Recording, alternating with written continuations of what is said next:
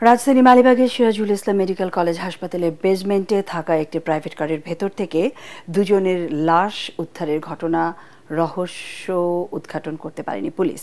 নিহতদের একজন private car চালক জাকির ও আরেকজন মিজান। তাদের দুজনেরই বাড়ি নোয়াখালীর চাটখিল।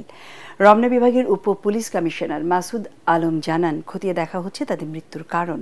তরিক ইসলামের রিপোর্ট। সিসিটিভি ফুটেজে দেখা যায় রোববার ভোরে রাজধানীর মৌচাকের সিরাজুল ইসলাম মেডিকেল কলেজ ও হাসপাতালের সামনে আসে একটি সাদা রঙের প্রাইভেট কার।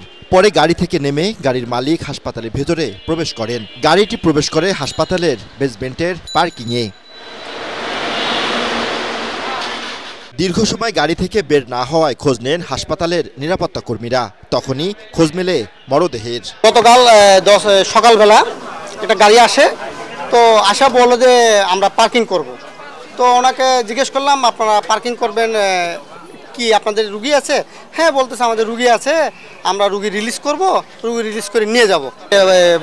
12 ঘন্টা 24 ঘন্টা যখন পেরিয়েছে, গাড়িটা কেন যাচ্ছে না, তখন আমরা রেজিস্টার খাতায় চেক করি দেখে আজকে আমাদের সিকিউরিটি ইনচার্জ উনি নিজে গিয়ে ওখানে দেখলো যে দুজন লোক শুয়ে আছে। যখন ওনাকে ডাক দেওয়ার পর ওনারা যখন কথা বলে নেই, তখন আমাদেরকে একটু সন্দেহ লাগলো, তখন আমরা কর্তৃপক্ষকে জানাই। পরে সংবাদ পেয়ে ঘটনাস্থলে আসে পুলিশ ও সিআইডির ফরেনসিক টিম।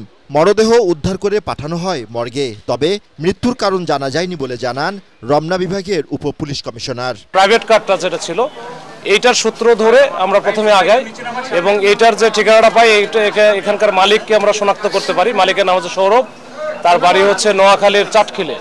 তো সৌরভের সাথে কথা বলে এই যে দুইজন হচ্ছে আমরা অজ্ঞাতনামা লাশ আমরা পাইলাম, তাদের ব্যাপারে আমরা তাদের ছবি টবি দেখাই এবং তাদের ব্যাপারে বলে এই দুইটার আমরা শনাক্ত করতে পেরেছি।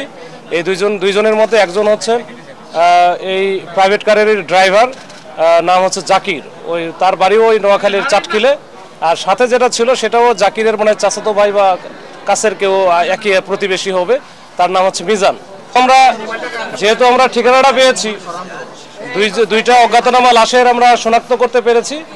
আমরা বাদ বাকি আমরা সিসি ক্যামেরা থেকে শুরু করে আমাদের যে টুলসগুলো আছে আমরা ব্যবহার করে আমরা এটা ফুল থরলি একটা ইনভেস্টিগেশন করতেছি। করার পরে আসলে বুঝতে পারবো এটার কি হয়েছে। এ বিষয়ে গণমাধ্যমের সাথে কোনো কথা বলেনি হাসপাতাল কর্তৃপক্ষ।